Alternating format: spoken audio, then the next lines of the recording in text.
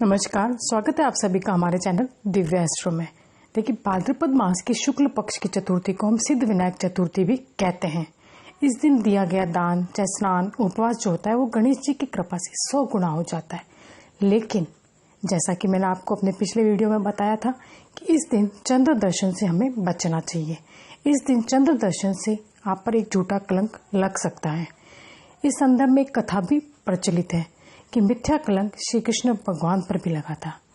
यदि इस दिन भूलवश भी चंद्र दर्शन हो जाए तो हमें विशेष रूप से इस बात का ध्यान रखना है कि आपको मैं आज एक कथा सुनाऊंगी, उस कथा का आपको श्रवण करना है। साथ ही साथ एक मंत्र बताऊंगी, उस मंत्र का आपको उच्चारण करना है। उससे यदि आपसे भूलवश इस दिन चंद्र दर्शन हो जाए तो उस चंद्र दर्शन का जो अशुभ फल है उससे आप बच सकते हैं। इसके अलावा भी मैं कुछ और उपाय भी आपको बताऊंगी जो आप आसानी से कर सकते हैं। वो आपको मैं अगले वीडियो में बताऊंगी, क्योंकि एक वीडियो के अंदर इतना कुछ बताना संभव नहीं हो पाता, क्योंकि हो सकता है कि आप मेरे इस वीडियो को स्किप करके देखें तो आपको समझ में नहीं आएगा। तो इसलिए मैं आज इस वीडियो में सिर्फ आपको वो मंत्र और वो कथा सुनाऊंगी, जिस मंत्र का उच्चारण और कथा को सुनने से वो जो मिथ्या कलंक आप पर लग सकता है चंद्र दर्शन से, उससे आप बच सकते हैं। तो उस मंत्र के बारे में मैं आपको इस वीडियो के आखिर में बताऊंगी। पहले मैं आपको वह कथा सुनाती हूँ जिस कथा का आपको श्रवण करना चाहिए। द्वापर युग में सत्राजित नाम एक यदुवंशी रहता था। वो भगवान सूर्य का बहुत ही परम भक्त था। भगवान सूर्य उसकी भक्ति से प्रसन्न होकर उसे एक सयमंतक नाम की मणि देते हैं, जो सूर्य के समान ही बहुत क्रांतिमान थी। वह मणि प्रतिदिन 8 बार का मतलब है मणि के समान 8 बार सोना देती थी, और उसके प्रभाव से संपूर्ण राष्ट्र में रोग, अनावृष्टि, सर्प, अग्नि, चोर, दुर्भिक्ष आदि का भय नहीं रहता था। एक दिन सत्राजित उस मणि को धारण करके राजा उग्रसेन की सभा में जाते हैं। उस समय मणि की क्रांति से वह दूसरे सूर्य के समान दिखाई दे रहे थे। भगवान श्री कृष्ण ने जब उन्हें देखा तो श्री कृष्ण के मन में यह इच्छा हुई कि यदि यह दिव्य रत्न राजा उग्रसेन के पास होता तो सारे राष्ट्र का कल्याण होता। उधर सत्राजित को मालूम हो गया श्री कृष्ण मेरी मणि लेना चाहते हैं, उनके मन में मेरी मणि प्राप्त करने की इच्छा है। अतः उसने वह मणि अपने भाई प्रसेन को दे दी। एक दिन प्रसेन उस मणि को गले में बांधकर घोड़े पर सवार होकर आखेट के लिए गए, और वहां आखेट के दौरान वह एक सिंह के द्वारा मारे गए। प्रसेन के न लौटने पर यादवों में कानाफूसी होने लगी कि श्री कृष्ण ने मणि को पाने के लिए प्रसेन को मार दिया और उस मणि को प्राप्त कर लिया। उधर वन में मुंह में मणि दबाए हुए सिंह को ऋक्षराज जामवंत ने देखा तो उसे मारकर ऋक्षराज जामवंत ने वो मणि प्राप्त कर ली और उसे ले जाकर अपने बच्चों को खेलने के लिए दे दी। इधर द्वारिका में भी चारों तरफ यही बात फैल गई कि श्री कृष्ण ने वो मणि प्राप्त करने के लिए प्रसेन को मार दिया। यह बात श्री कृष्ण के कानों तक भी पहुंच गई। वे राजा उग्रसेन से परामर्श कर कुछ साथियों को लेकर प्रसेन के घोड़ों के खुरों के चिन्हों को देखते हुए वन में पहुंचे। वहां उन्होंने घोड़े और प्रसेन को मृत पड़ा पाया और उनके पास सिंह के चिन्ह देखे।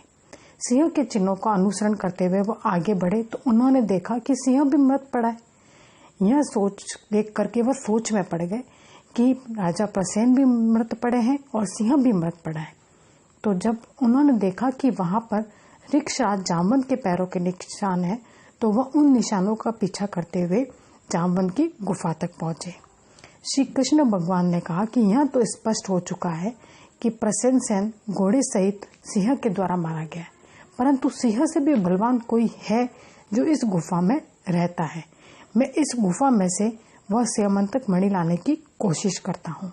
यह कहकर श्री कृष्ण भगवान उस गुफा में घुस गए। वहां उनका ऋक्षराज जामवंत से 21 दिनों तक घोर संग्राम युद्ध हुआ। अंत में जामवंत आखिरकार अपने भगवान प्रभु को पहचान गए और उनसे प्रार्थना करते हुए कहा, हे प्रभु, आप ही मेरे स्वामी श्री राम हैं। द्वापर में आपने मुझे दर्शन दिया, आपको बहुत ही कोटि कोटि प्रणाम है। नाथ, मैं अपनी इस कन्या जामवती का विवाह आपके साथ करता हूँ और यह मणि सयमंतक आपको देता हूँ। कृपया करके आप ग्रहण करें और मुझे कृतार्थ करें और मुझे अज्ञान को आप क्षमा करें। जामवंत से पुनीत हो श्री कृष्ण सैमंतक मणि लेकर जामवती के साथ द्वारका आए।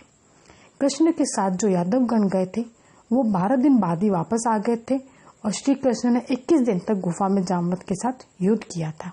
तो यह विश्वास हो गया था कि श्री कृष्ण गुफा में मारे गए। परंतु श्री कृष्ण को जब वापस आया देखा तो द्वारका में प्रसन्नता की लहर दौड़ गई। श्री कृष्ण ने जब यादवों से बड़ी सभा में वह मणि सत्यजीत को दी तो सत्यजीत ने भी प्रायश्चित स्वरूप अपनी पुत्री सत्यभामा का विवाह श्री कृष्ण के साथ कर दिया। इस मणि का आख्यान जो पढ़ता है या सुनता है उसे भाद्रपद शुक्ल चतुर्थी के दर्शन, चंद्र दर्शन के दोष से मुक्ति मिलती है। तो यदि आपसे भूलवश चंद्र दर्शन हो गए हैं तो आप मेरी इस कथा का श्रवण अवश्य करें। जो कथा आज मैंने आपको सुनाई है, इस कथा का श्रवण आपको अवश्य करना चाहिए। अब मैं आपको बताती हूँ कि वह मंत्र कौन सा है जिस मंत्र का भी आपको उच्चारण करना चाहिए। मंत्र इस प्रकार है। सिंह प्रसेनम अवधात सिंहो जामवता हत सुकुमारक माँ रोदिस्तव हास सौमंतक। यह मंत्र मैं स्क्रीन पर भी दे रही हूँ जिससे आप अच्छी तरह से पढ़ सकते हैं। इस मंत्र का भी आप उच्चारण करें जिससे कि चंद्र दर्शन के दोष से आपको मुक्ति मिलेगी। इसके अलावा भी कुछ छोटे छोटे ऐसे उपाय हैं जिन्हें करने मात्र से भी यदि गलती से आपने इस दिन चांद देख लिया है तो आप उसके दोष से मुक्त हो सकते हैं। क्योंकि मैं आपको अपने वीडियो में बता चुकी हूँ कि चंद्र दर्शन से आप पर कोई भी मिथ्या कलंक लग सकता है और आपकी छवि, आपका मान सम्मान सब कुछ घट सकता है।